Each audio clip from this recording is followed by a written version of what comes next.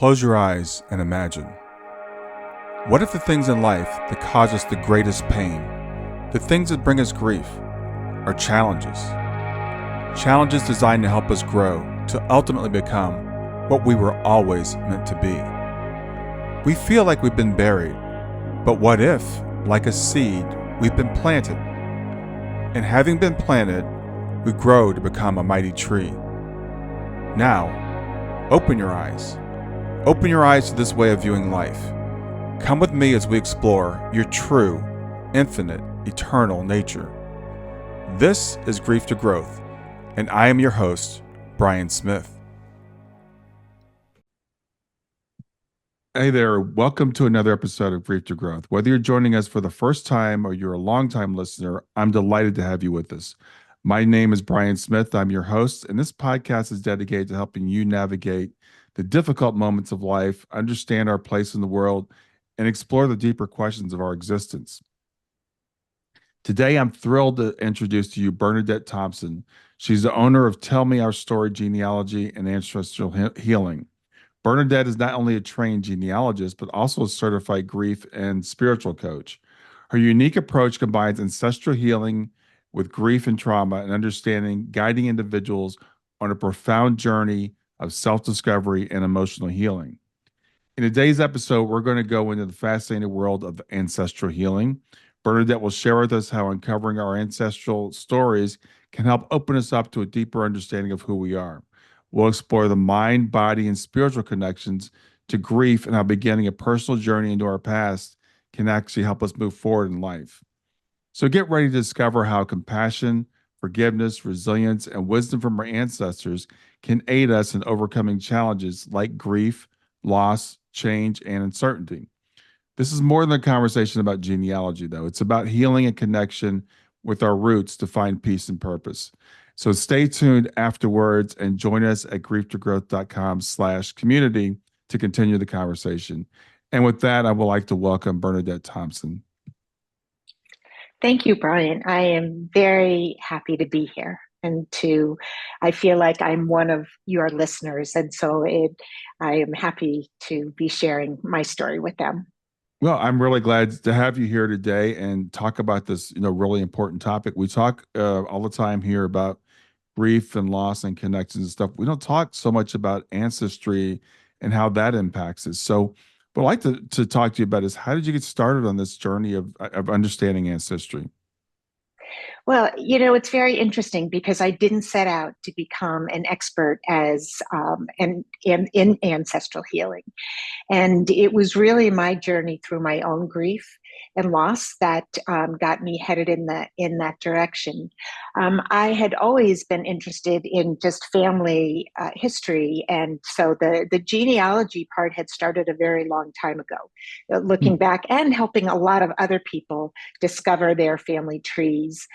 But it was the story. My husband passed away in 2017.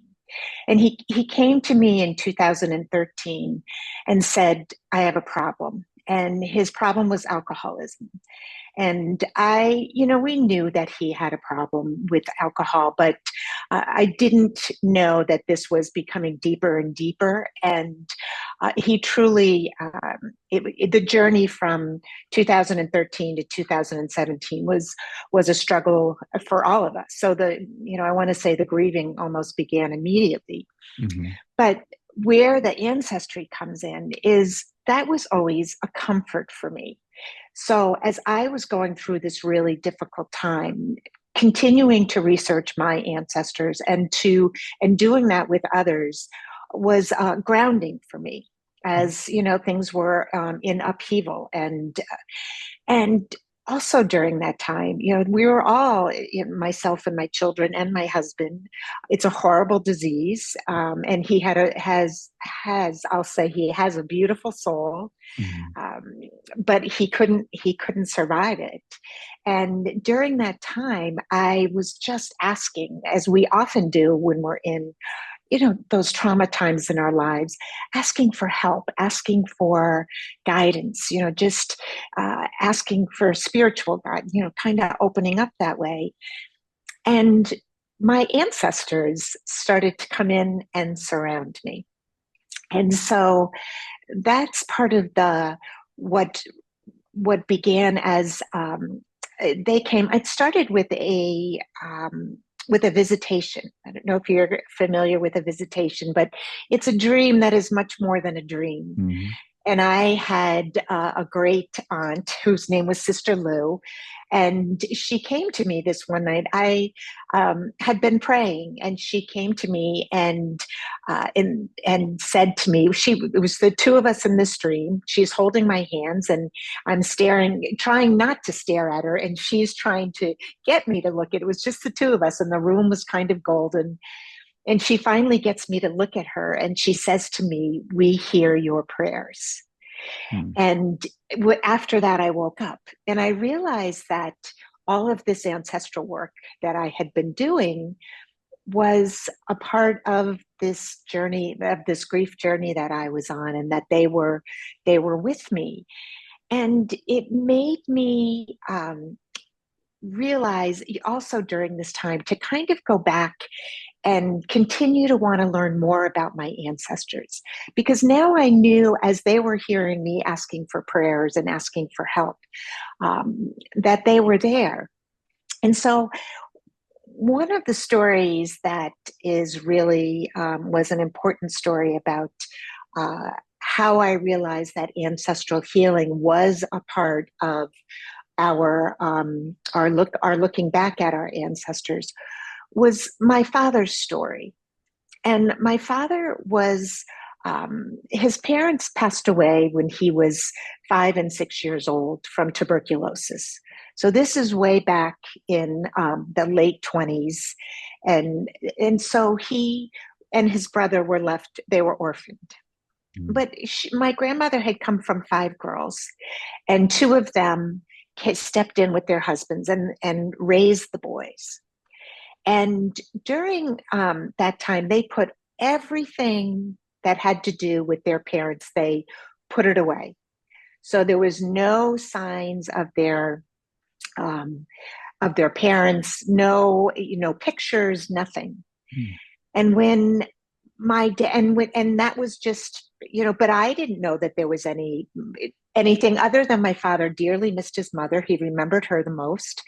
And when my great aunts passed away, um, suddenly my uncle brought down all of these pictures and all of these things that had belonged to his parents, and they had been hidden away. And my father was re-grieving because he suddenly was seeing pictures of his parents and pictures that he had never seen before. I had never seen a picture of my grandmother, and my father was in his 50s, and I was about 17 at the time. So it was, as I'm going through grief, all of these things start to flood back into me, Hmm. and it encouraged me to look back more and helped me begin to understand that these stories were back there to help me go through my grieving process now at the time. Wow. Wow. So when you got into studying genealogy early, was it a spiritual thing? Was it just like um, you wanted to know where your origins were, your physical origins, or what was the attraction? What was the pull for you? The pull for me was, there was always a spiritual, but I didn't recognize it Mm. until I was much older. That pull was there, that I was always seeking. So it really began as an interest, an interest in history, an interest in. I've always had an interest in ancient civilizations, and always had a. So I've had this kind of sitting in the background. And when, this is just as Ancestry.com was beginning to come out, and Mm. things were being able to, you could look at things online. because before that you had to go to a library and everything was footwork. So that's really what just a deep interest in family history, but also an interest in even the religions of the world. It was a fascination across all things ancient. Was really Okay. what kind of drew me. Wow. So I understand you're trained as a genealogist. Is that true? Yes. And what does that involve? So it is involved in training for genealogy. Genealogy is actually a library science. If you go back, I kind of connect it with, if you going back the Dewey Decimal System, where we'd go to the library and you'd look things up and you'd find the book and you go and that's the way genealogy was born. People were looking for records. Records were kept, and so people would go, you would go back and just look at the records and find your ancestor and put that ancestor on your tree. Mhm. So as I got into genealogy, our genealogy was already in the process of a tremendous growth because everything had gone online.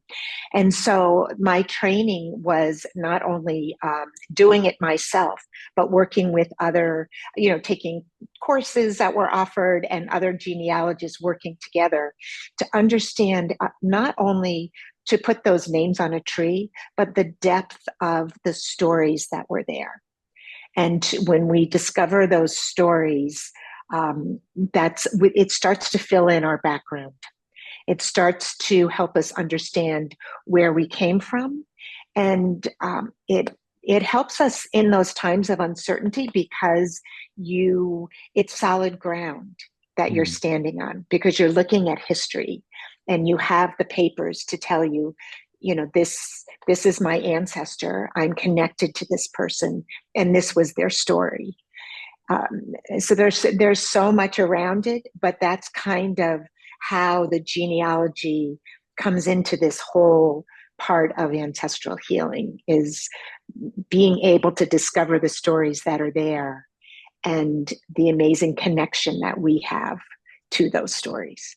Yeah. And when you use the term ancestral healing, I guess I could see that going both ways. So this is our ancestors healing us or us healing the trauma of our ancestors, or is it both? Time for a real quick break. Make sure you like and subscribe. Liking the video will show it to more people on YouTube, and subscribing will make sure you get access to all my great content in the future. And now back to the video. That's a great question because I think of ancestral healing in more than one way. We are healing. Science is telling us that our ancestors, the traumas that they went through, are Mhm. passed down to us or can be passed down to us.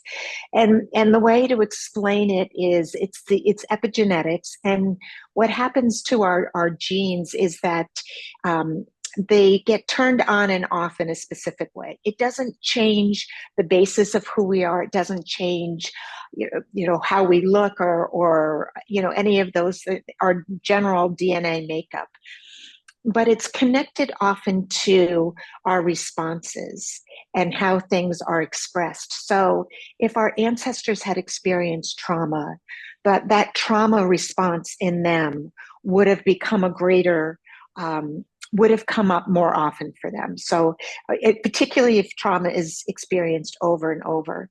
And as it's passed down to us, it shows up that we begin to um, show trauma reactions, even though we may not have experienced that trauma that Mhm. they had experienced. So, also, what is passed down is patterns of behavior that are associated with trauma.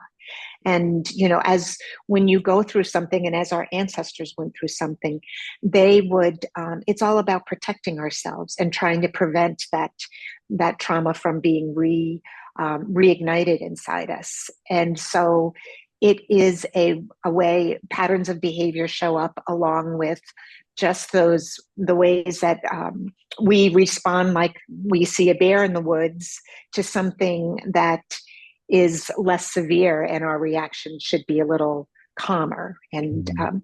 so this is where we, get into the whole mental health things that also get passed down.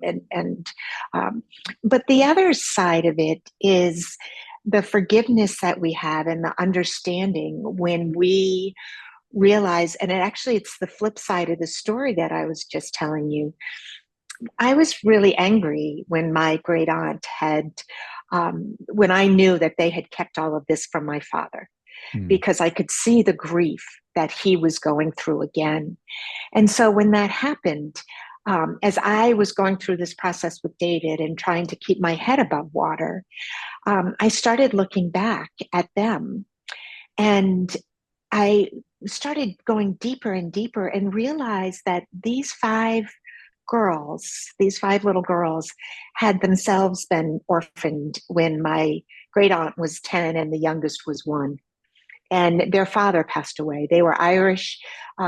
They were born of Irish immigrants, the famine families that had come. Mhm. They lived in a tenement in New York City.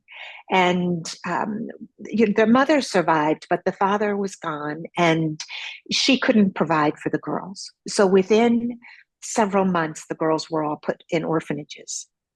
And my grandmother and her youngest sister were the ones that were there the longest, but they were in an orphanage for over 12 years. So their whole childhood, their whole life. Their mom, I'm not quite sure of what her story is, but she falls out of the picture. But this great aunt, Nan, who was one of the ones that cared for my dad, she kept them together. And I found them in a census in 1915, and the girls had all been brought back together. And I realized that the grief and the loss and the trauma that they had been through, they were trying to protect the boys.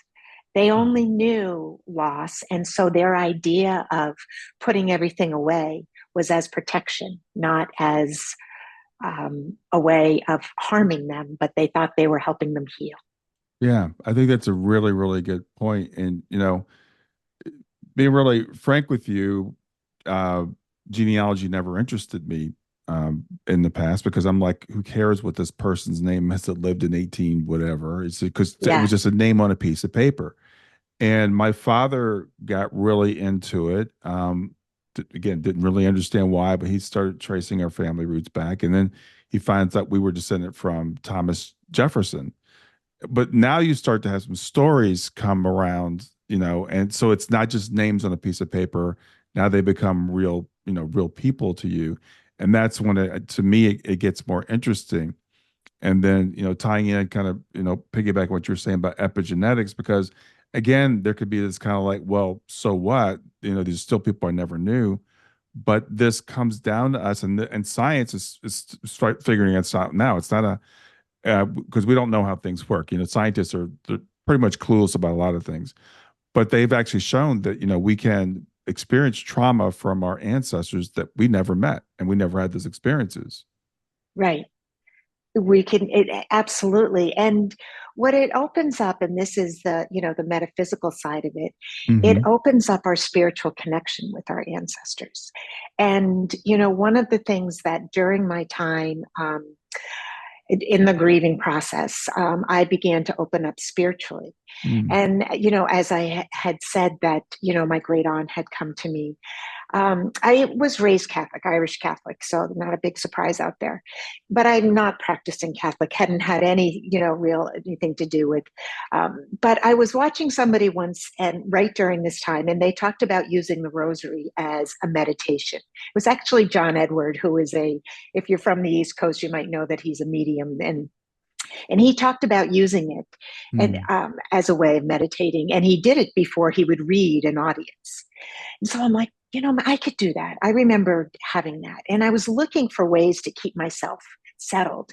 And so I started saying it. I'd say it at night. And if anybody out there is a Catholic, they know that you're supposed to say it out loud, just audible. It's not like I would say it talking to you. Hmm. So this one night I'm saying it, and all of a sudden it comes through me. I'm saying it in an Irish brogue. And I realized, I mean, it was, if you could have had a camera on me, my face, I was kind of looking around like, how is this happening? Mm, But it came through in a very strong, I couldn't do an Irish brogue now if you asked me to.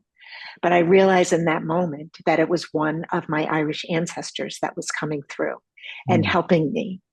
And I was able, as the spiritual side was beginning to open up, I was able to look at the tree and discover who it was just by I could feel her spiritual presence. And it was my great great grandmother from Ireland, one of them on my mom's side.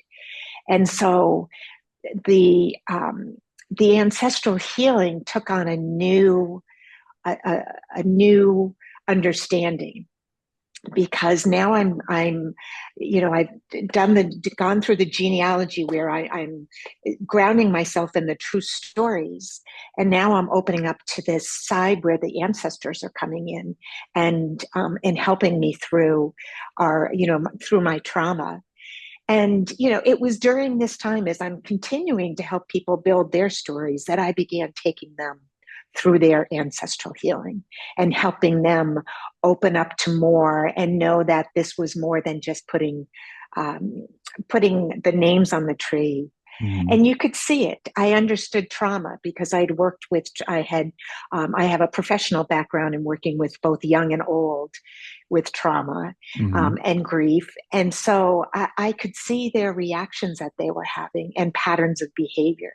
And as we began to break through it, the healing, the forgiveness that comes through, the forgiveness that I had for my great aunts was amazing. mm. They were like my heroes. And I realized if they had gotten through what they did, I could get through what I was going through. Yeah. And so that's kind of how it opened up. That's wow, that's so powerful. And it's really so important.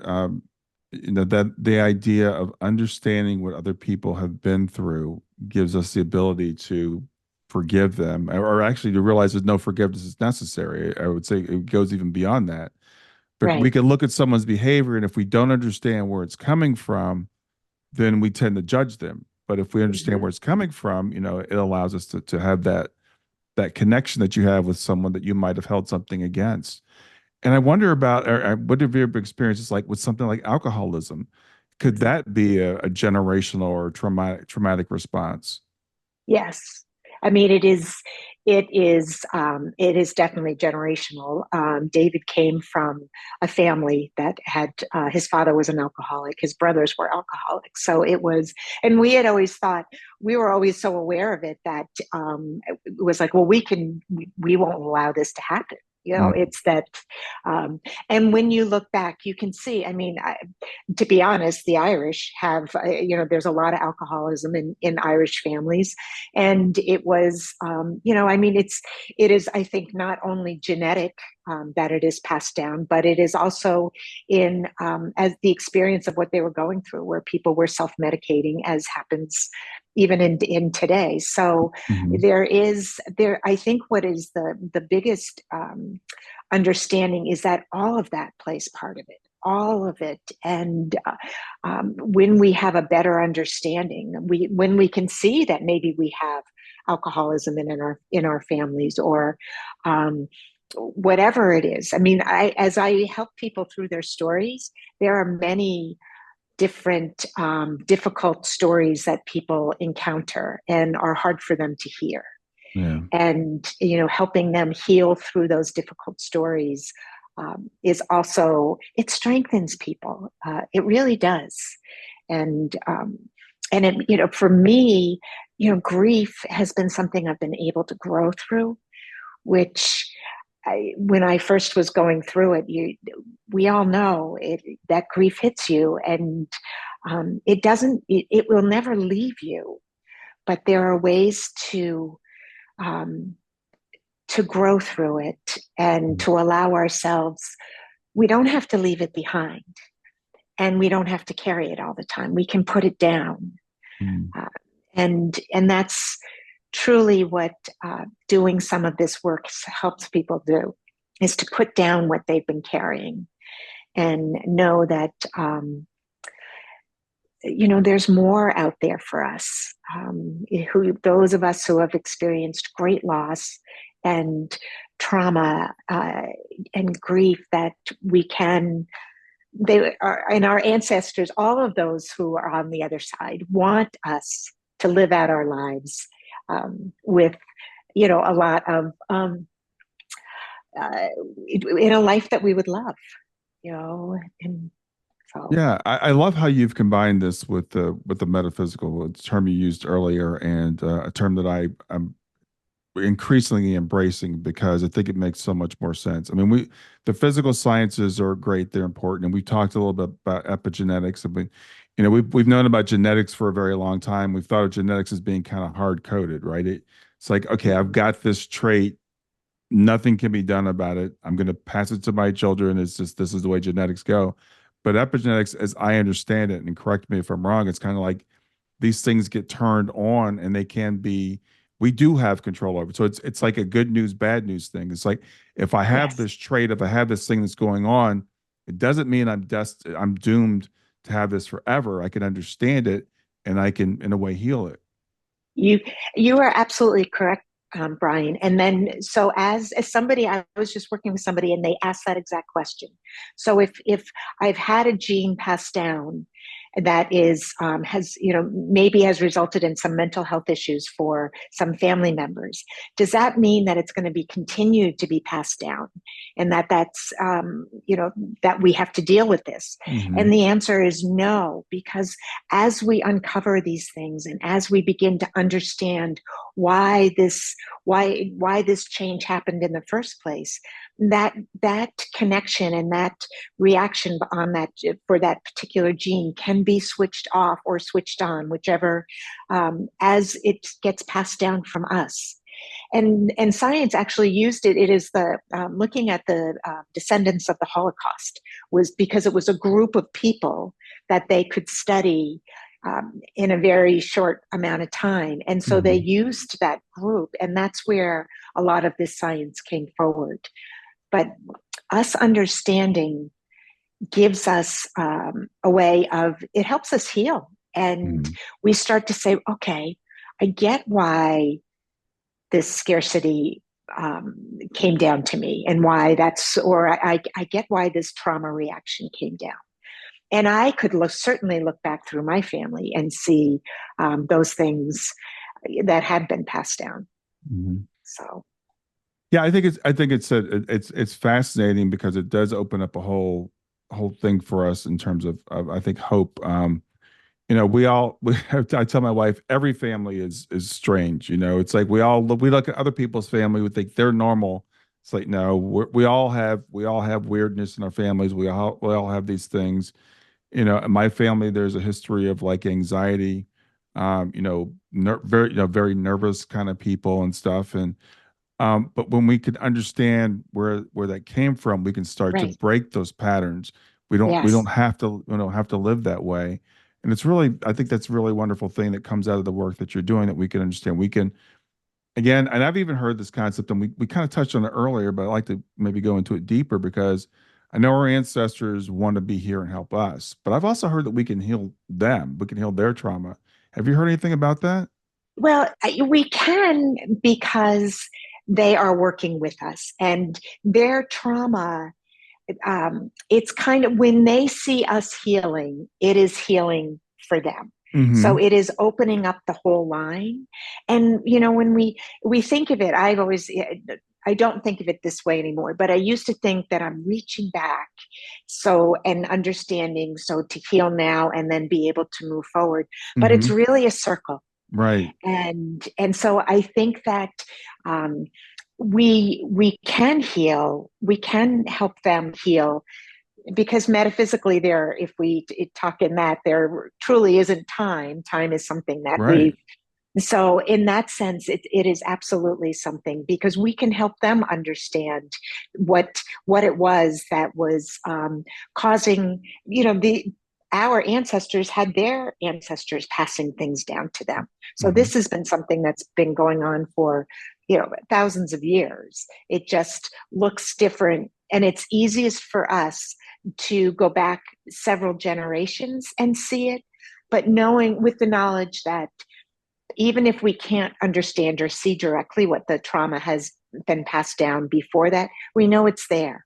Hmm. And because we know we all, even if we came into this world in as a perfect family, as a perfect, things happen in our lives that are traumatic.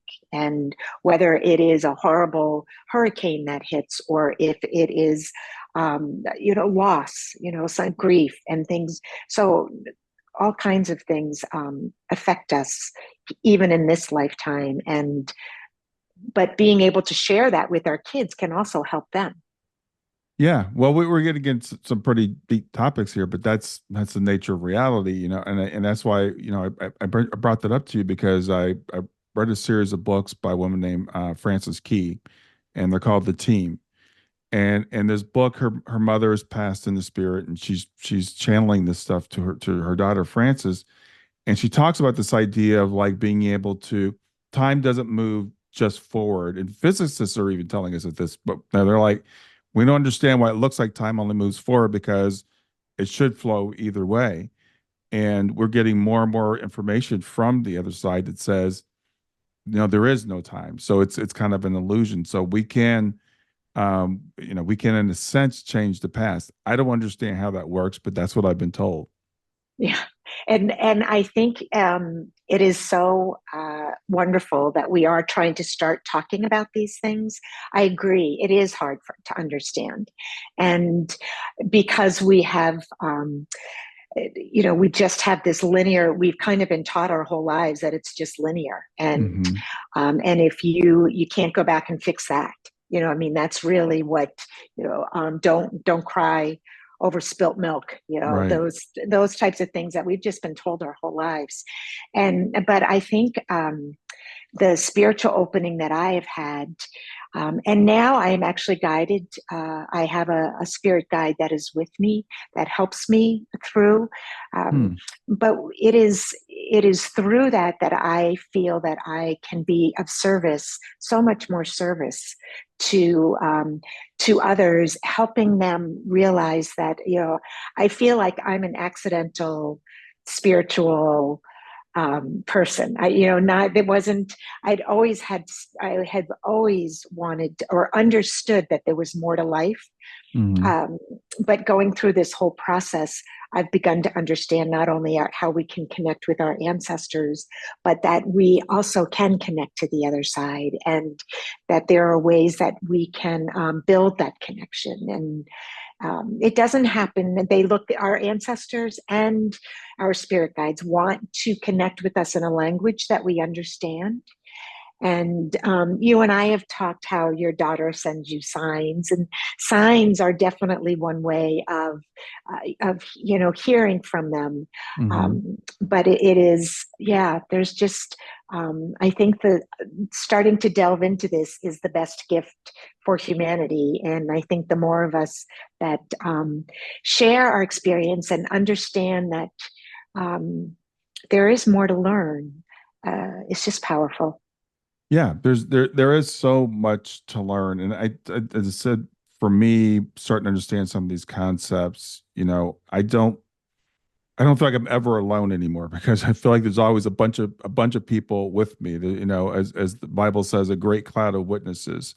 Yeah, So, the work I do, I feel my daughter with me. I feel my grandfather with me. And I feel like we're all working this together. I just happen to be the one that's in the body at this moment.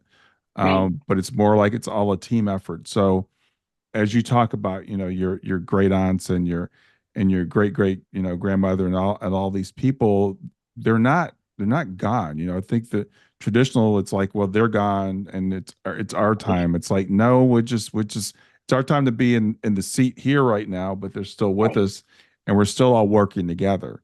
And Yes, I think it's a very uplifting feeling.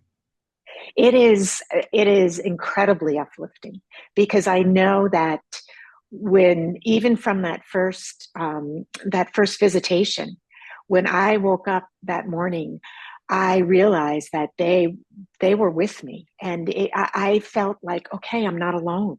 Hmm. I don't have to figure this all out by myself. And it was huge.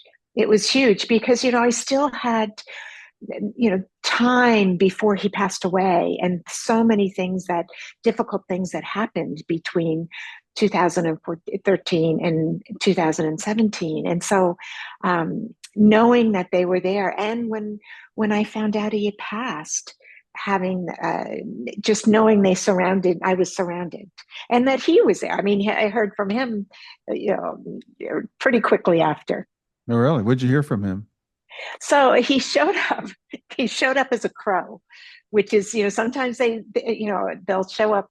A couple of weeks later, I took the dog for a walk, and I was walking in this little wooded area, and this crow kept following me and following Mm. me. Hmm. And finally, I'm squawking the entire time, and I'm thinking, what is this? And finally, I'm like, you're a crow. You're showing up as a crow. And I'm thinking to myself, why would you be a crow? Like what? And it dawned on me that he had to take a ferry to go to work. We were in Vermont. He took the ferry across Lake Champlain, Mm. and he used to go by this woman's house, and he used to call her the crow lady because she had all these plastic crows on her front lawn, Oh, and wow. she'd dress them up for the season. So if Valentine's Day, they're all in red. Christmas, they all have Santa hats. So I'm driving back from this where I was taking the dog from the walk from this dog park. I'm driving back, and all of a sudden I look over, and there is a house that had the crows. This is I'd never seen them before, dressed up crows on their front lawn. And Mm. I knew that was him saying to me, yes, that crow was me. He confirmed it by showing me the crows on my way home. So that was kind of the first way he showed up. But Hmm. he shows up in song too. Oh, Like he really? sends me songs Hmm. is a way. So there are lots of ways that Yeah. they can show up. And I think it's really wonderful we can recognize that, and I see as you speak about him, even now, your face lights up, and that's what having this connection can do for people because we don't feel like our loved ones are gone. They're still here with us in a very real way. Not it's interesting because some people, well, as long as you remember them, they'll live on your heart, Yeah, and that's a great thing. But no, they're really still here. they're really still here. Yeah. Well, and I think what's helpful about doing the ancestry is if somebody doesn't have that background, they don't really know about their ancestors, and they've lost somebody here in this lifetime. And that grief is so, so hard, so, so hard. Understanding not only that they are around, but as you begin to understand and learn about your ancestors, there becomes this extended family that you realize is with you, and so that this extended family is caring for your loved one, and they are all together.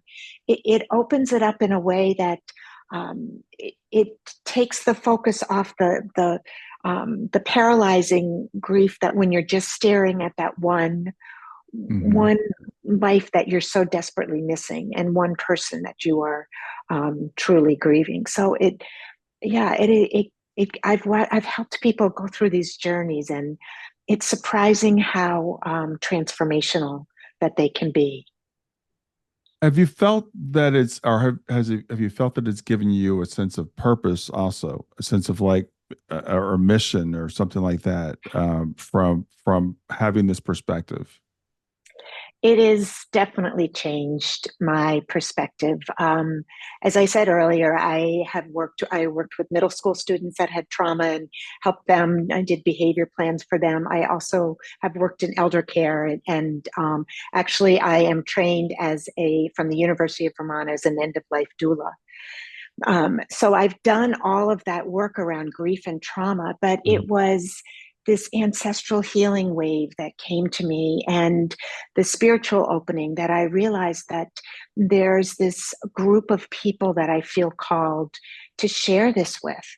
That there is so many of us that are trying to move forward, that are maybe stuck and really having difficult time, And it definitely feels like a calling for me now. And so this is where my focus is. And tell me our story.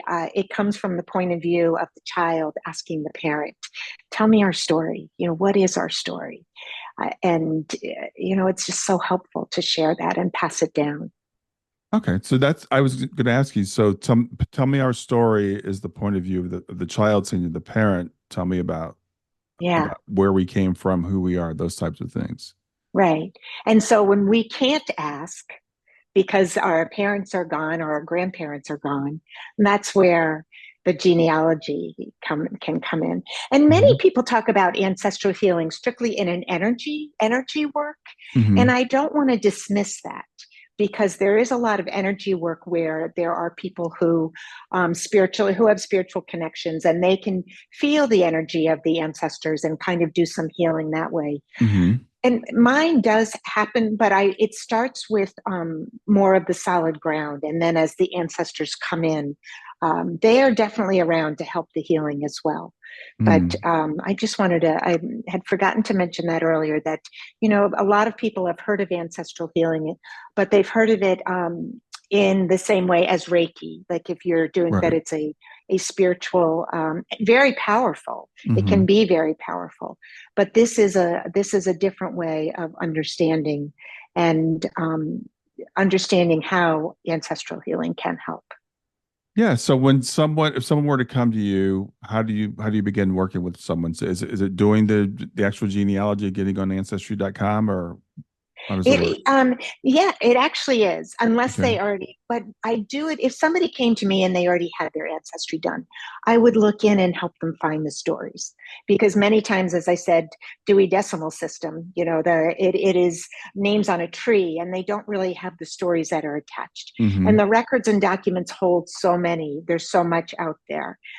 That's the way we begin the work, but we also begin the healing side of it, understanding that there is ways to begin looking at themselves and looking at family with this compassion and wisdom and understanding as we're beginning to learn about the ancestors. So it kind of goes together. And then also helping, I do have a certification in life coach and can help people take those next steps to begin to vision a life that they would love, and one that can help them just begin to move forward, even if it's small steps. I Hmm. know that sometimes that's all it can be, but baby steps can help us walk up a mountain if we just know. So, what I usually do is somebody would come to me if they were interested, and we would have a session together, just a discovery session, a free session to talk about where they are and what might be helpful Hmm. to help them along their journey.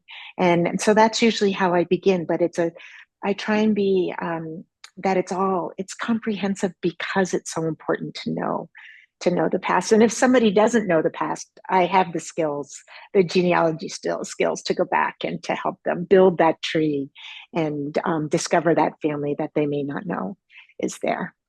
So how would someone what typically drives someone to come see you? Is it just like curiosity? I just want to know about my background, or is it someone that says, I've got this issue that I can't get over and I'm trying to figure out where it came from, or is it both?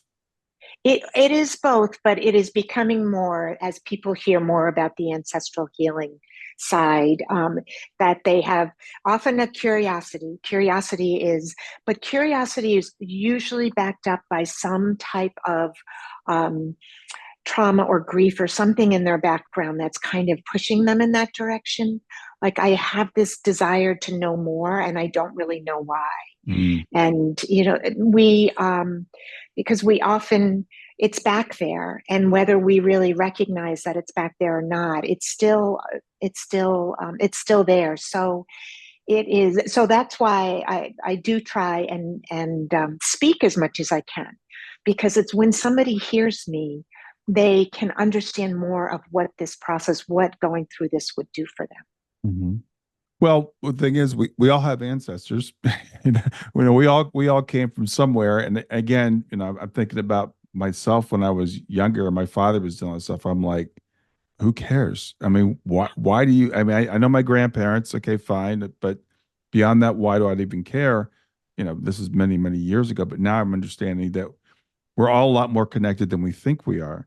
None of Right. us, we didn't just pop in here, this idea that we just appeared suddenly on the planet. We came from somewhere and we came from ancestors and we've got all these things, and these we're all interconnected, maybe in more ways than we'd like to admit.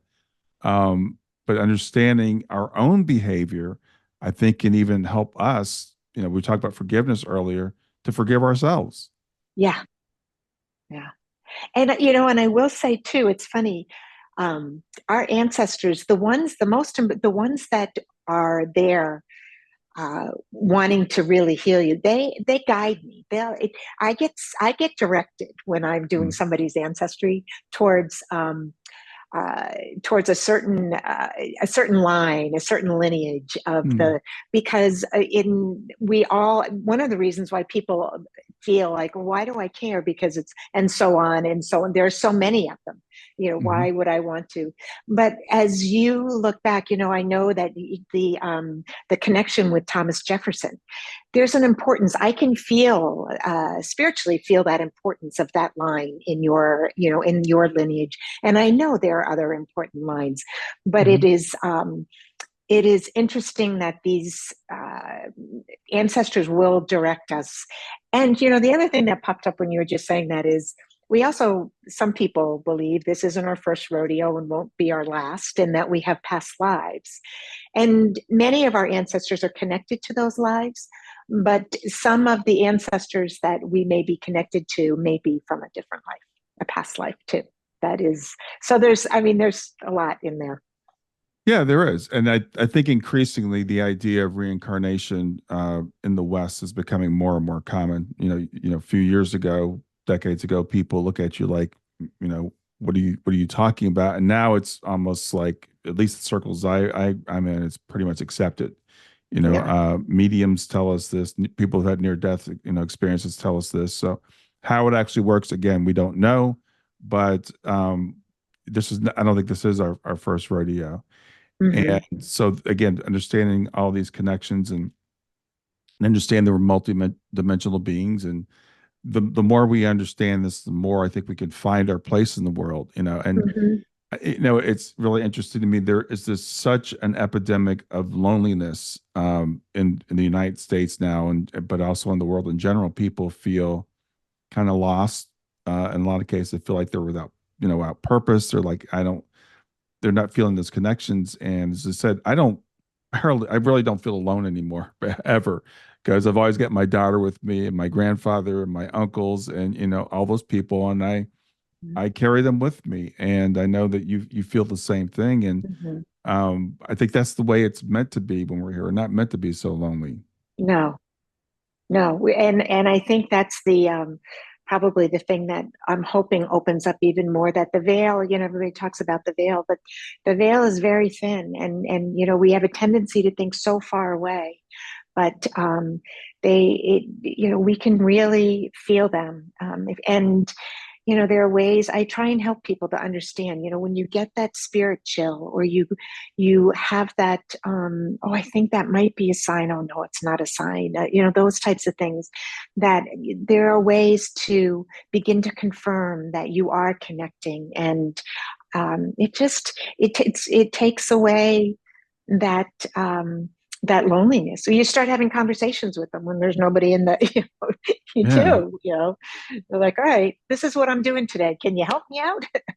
So Yeah, well, I do. It's funny yeah. because people will ask me about my daughter, and I'm like, yeah, of course I do miss her physical presence. I miss her a lot, but I'll tell them on the other hand, I have another daughter who lives 25 minutes from me that I don't talk to her every day, but I talk to Shayna every day because Yeah. she's that close to me. Yeah. So I think that understanding that you're helping to bring to people is really important. And I love that the fact that you said, it's not just the energetic connection, it's also the physical. Let's understand that, but it's both. I think both are important. Hmm. Because to me, what you're doing because when I heard about genealogy before, I'm like, I don't care. But when I started hearing the stories, then I start looking at the behaviors and stuff, and I look at the tendencies like in our family. I Hmm. mean, going back generations. My grandfather was a minister, and both of his parents were ministers. So that goes back at this point well over 100 years, probably close to 150 years, where our family's kind of done that. And when Shayna passed, she came through a medium and she goes, "This is what our family does." Yeah, yeah. And you are ministering to us. Like that is, your calling, even though you may not, I don't know if you have minister, um, but it's continuing. Yeah, I view what I do as a ministry, and it's really interesting to me because you know my grandfather, I really really looked up to him. I went to his church, so he was like a larger than life figure to me. And but I was like, well, I'm not going to be a Christian pastor. That's just not who I am. And really, since Shane has passed away, I'm like, okay, now I feel like, okay, this is what I'm here to do. And the word ministry has a very specific religious connotation, but what it really means is to serve. To Right, minister to someone is to serve them. So I right. feel like that's our family's role is it's help people spiritually. So yeah, I do feel like I'm following in his footsteps. Hmm. You absolutely are, because I think it's one of the things that it's so hard in this world because of all the difficulties with the different religions and some of the violence that's connected with it, that a lot of people are turning away from Hmm. traditional. And Hmm. so it is a way for them, and I believe that that's a bit of what I'm doing as well, is Hmm. that it's a way for them to feel closer and open up maybe their relationship with universal spirit, God, whatever they feel comfortable using. That there is a connection they can have that doesn't mean having to go into a church. Although Yeah. I do love a good church. Yeah. Well, it's funny because you mentioned earlier, being Catholic, and my background is Pentecostal, and sometimes there could be, for me at least, a little bit of guilt slips in every once in a while because I'm like I've moved away from that. And one of the most healing things to me, and this is where I think the metaphysical is important. One of the first readings I had was with a medium whose grandfather, or was it, no, her grandfather was a pastor as well, and but he was into all the spiritual stuff. So he was in he could see spirit and all that kind of stuff. But anyway, I'm like with my grandfather. Now, this is before I even started doing any of this. So this is how good she is, because she's like, your grandfather is really proud of what you're doing, and I wasn't doing anything then. But that I still carry that with me. This was 9 years ago. That I'm like I want to make him proud. So Yeah. it was good to get that message. Yeah. Well, you know what's so funny about it? It's he was saying it in the present tense because there is no time, like, so Right. he already knew that this was what you were going to be doing. Right. So yeah, it's just amazing. It truly is amazing. It really is. And so, like I said, I know the work that you're doing is really important, and I think that it's something that we could all benefit from, in a sense. Even as people who are said, I'm not really interested in that because we've all got those connections, and we have them whether we acknowledge them or not. So you might as well step up and acknowledge it. Get introduced to them. Yeah, yeah, and use that help, right? We've all got help out there. We've all got, because we hear about, guardian angels, and we hear about guides and stuff. We don't hear so much about ancestors that, Yeah. like you said, that are coming to you going, "Yeah, I'm here for you." Yeah, yeah. Well, and there's fun stuff to be learned about when you do genealogy. Things get passed down. Your grandmother's eyes or Uncle Larry's ears. Uncle Larry's ears in our family are pretty big ears, and there is like, oh, phew, he didn't get it. They didn't get Uncle Larry's ears. So there's a lot of fun things that I mean, you have discovered that you are connected with a president, and Thomas Jefferson, who, I mean, that is an incredible thing to just have in your ancestry. And so it is, there's a lot of things that you can discover, um, connections that you didn't expect. And It can be a fun journey as well. Not, I mean, it's heavy, but it's not that heavy because it's really helping you lift. Right. Yeah. It does. It's not all heavy. You're right, and it also helps us to understand that people are just people. We all have good and we have bad things, and so for me, um, I went to Monticello to a family Yeah, reunion, and that was a very surreal experience because as I stood there on the plantation, which is really weird just in itself, and thinking that my family were the slaves, but they're also in the other side of the house. So I'm from both sides of this thing, yeah, and trying to understand both sides and what people were thinking and what people were doing. So it really yeah, helps us to, I think, understand our own humanity a lot more. yeah. Yeah, it's amazing. It's definitely amazing. So if people want to reach out to you, how do they go about finding you, and what kind of services can you offer to them? So the best way to find me is at www.tellmeourstory.com at my Hmm. website. But I am on Instagram and I am on Facebook, so you can find me on Instagram. Tell me our story ancestry ancestral healing is Okay. where it is on and the way I offer a 30-minute just a discovery session for somebody that just wants a quick come in and just to find a little bit. And then I offer a longer strategy session, both of which are free just to help people Hmm. really understand what I do offer and how that could be helpful for them and just answer questions. I mean, people, this often brings up a tremendous amount of questions. Right. And so I find that it is just really an opportunity to give them away. So a way to answer some of those questions. And so that would be, and if you go to tellmeourstory.com, you will find right at the top, there's a way to sign up for a discovery session Hmm. there. I'm also just on the side thing, I am going to be a panelist this year at the IANS conference at the end of the summer, the International Association of Near Death Studies. And so that's an opportunity that I'm really looking forward to connect with people. And they will be able to, it is in Phoenix, and in there, a lot of people will be meeting there, but it's Hmm. also, they can get a live stream. They can, if they're interested in learning more, not only about me, but just more about, um, the metaphysics of uh, all of the things around us, certainly near Awesome. death experiences. Yeah, I would encourage people to, if even if you can't make it to Phoenix, get the live stream of the conference. I've spoken there. I spoke there last year in DC. It's going to be great. So little plug for IANS while we're doing this. But yeah, Yeah. congratulations on that and on all the great things that you're doing to help heal the world, to help people Yeah. understand who they are and why they're here and where they're going and all those important things. Yeah, thanks, Brian. And I would just say one thing, like I'm a really easy person to talk to. So if anybody's out there saying, "Oh, I don't know whether I should give me, come spend a half hour with me or Hmm. 45 minutes and let me help you understand more and take a step that maybe would really help you move forward." Yeah, I completely agree. Sometimes we hesitate to reach out, and it's funny because every once in a while someone will reach out to me and say, "I've been listening to you for years," and just finally decide to reach out. Don't hesitate.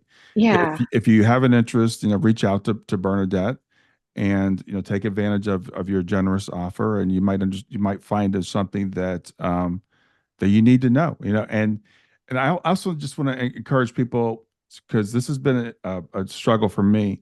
Listen to your intuition, Mhm. because if you have a little nudge telling you to reach out, it's probably one of your ancestors like tapping you on the head saying you should do this. Yeah, I would agree. I would agree. Yeah, they will. They do. They show up in funny ways. They show up in funny ways. So, Yeah. yeah. Well, Bernadette, it's been wonderful getting to know you. Thanks for doing this today. Thank you so much, Brian, for inviting me. All right. Enjoy your afternoon.